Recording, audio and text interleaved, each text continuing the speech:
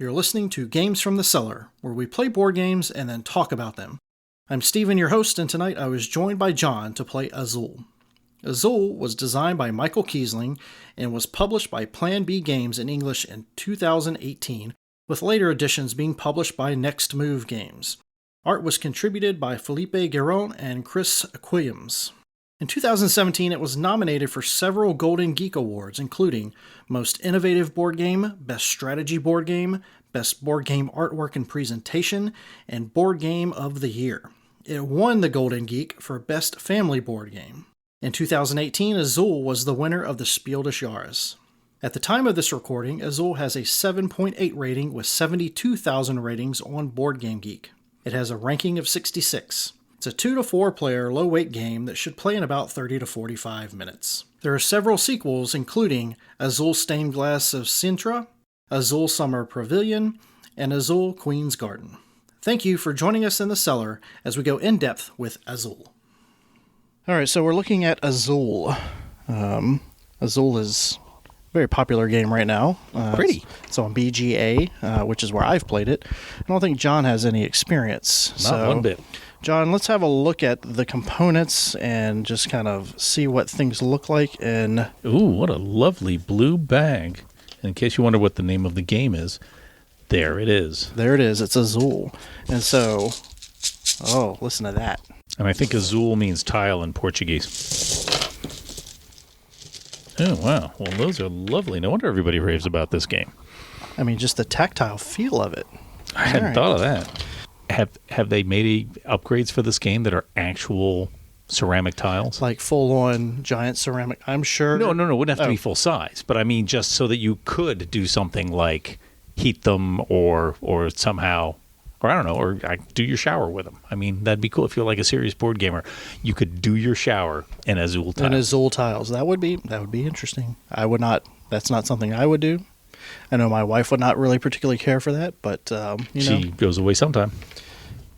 Do what you got to do, right? And some of them are blank, but I suppose you need that, otherwise the pattern overwhelms you. Yeah, so as you can see, some of the patterns are blank, so okay, the red ones being blank, that's just their color. Are all these player boards the exact same?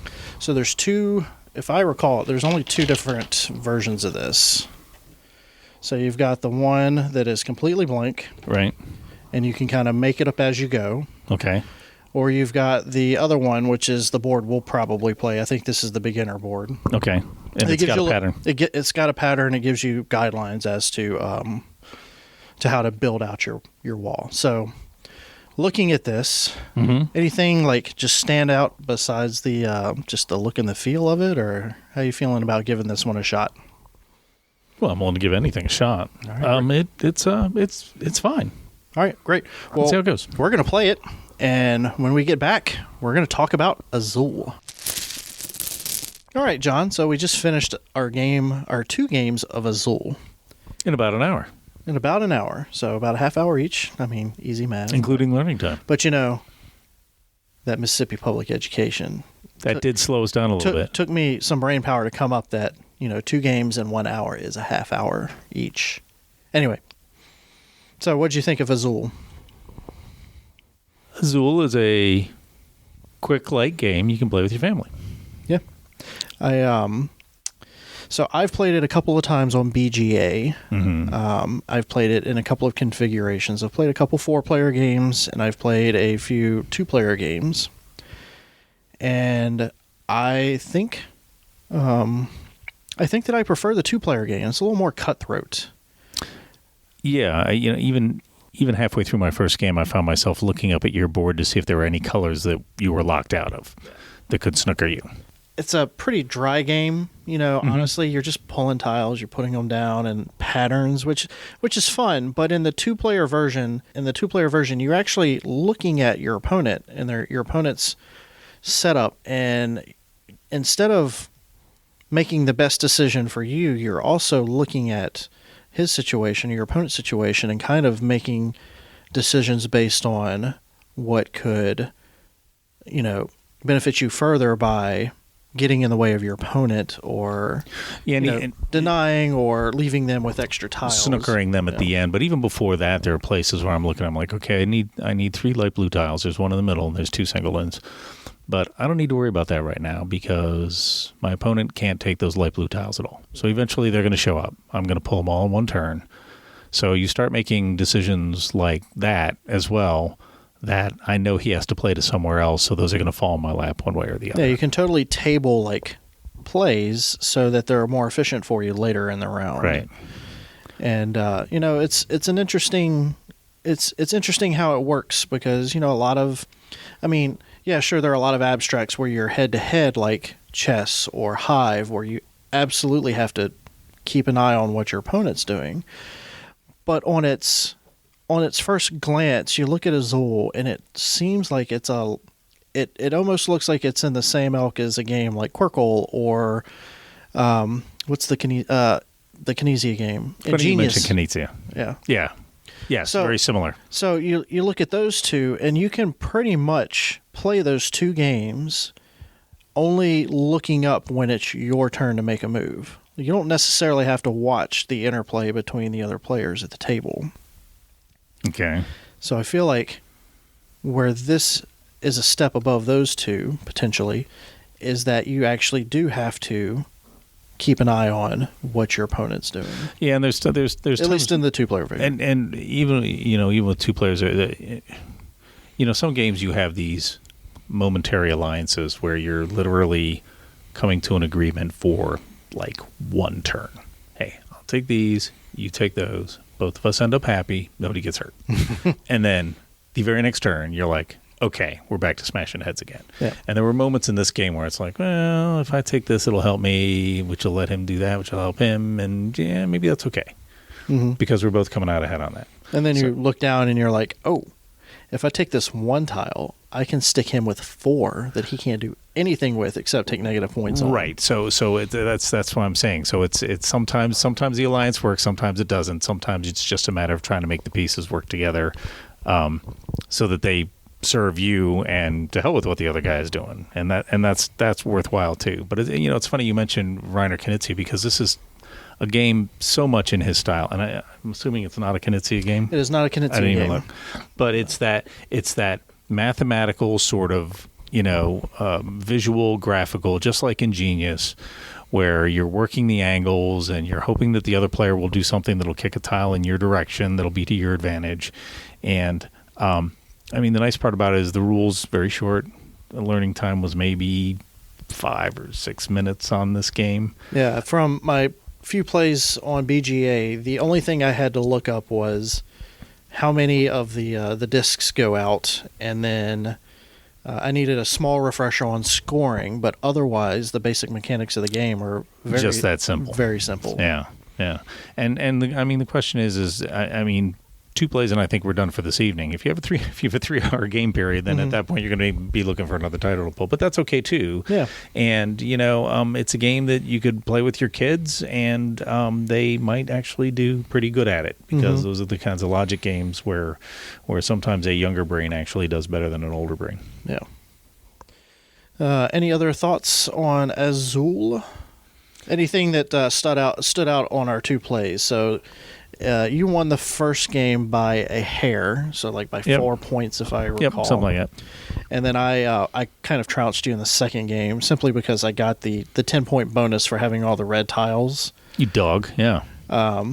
Anything stand out to you about how the play developed, or just like any particular moves of brilliance that you thought that you might have made? No. I think it. I think this would be a very dependable play. There's not a moment where you're going to pump your fist in the air. There's not a moment where somebody's going to throw tiles at you from across the board because you did something to them. It's a solid 7. I mean, it's a game you can enjoy. The question is how many times a year are you going to pull it out? Yeah. I mean, like you said, a half-hour play for 2 players. You can do it at lunch. This could be a lunch game. Could be a lunch game. It could be, you're waiting for that third person to show up, or you're waiting for the baby to go to sleep. Or for your food to show up at the restaurant. You can even throw this in the car to keep the kids quiet while you're waiting for the food to show up at Denny's. I mean, whatever. I think the footprint might be a little too big for a Denny's game, but... Okay, we'll move up to a Panera. We'll get the big table. We'll get the big table at Panera, for sure. Where is the ultra deluxe version of Azul, which could be positively gorgeous with like real ceramic tiles? And frankly, you could make your own. You could go into a hardware store that does this sort of thing, and you could purchase tiles. And they'd have to be similar enough, but I mean, you can make your own boards to match. You could make yourself a really, really impressive version of this game because it's a bag, some tiles, and a score marker, and that's about it. Yeah, buy 100 bathroom tiles and 5 different patterns. 5 different patterns. Yeah. Yeah, I don't know that I see myself doing that at all. That's not, no. Well, but see, you're thinking small. This is already an underpriced game. Any game these days that is under $100, underpriced game. These guys shot short of the mark. Yeah, but they also have like 3 or 4 at this point, I guess, sequels. So you got games that are essentially the same except have minor tweaks to the rules. I think one of them is like way out there, but and then honestly I can't really speak to what the other ones are like because I don't know, but you get a system in place like this and you can iterate and reiterate, right? Or even bring out new boards or make it with 6 colors. Yeah, I mean there's a lot of room that you can play with, so you don't need to have that big price tag like production. You essentially have a game that you can reiterate on and get like 3 or 4 sales on the same game. Yep, you can make a Christmas edition that's kind of a green and red. You could do whatever you like with it. Yeah. All right, cool. So that was Azul. John gave it a solid 7. I think as far as abstracts go, I'm probably in the same boat, maybe like a 6.5, just because, you know what? No, I'm going to give it a 7 too, especially at 2 players. It might be something that changes at a 4-player play, but I really like it. I'm not going to make a whole night of it, but it'll be something that could hit the table as we're waiting for people to show up. Yeah. Do you have any other thoughts? That's all I got. All right, cool. And we're done talking about Azul. John and I thank you for joining us in this conversation about Azul. You can join us in conversation by visiting our website, cellargames.com, where you'll find links to our social media and Discord server. We also have a blog and guild on Board Game Geek. We look forward to hearing from you.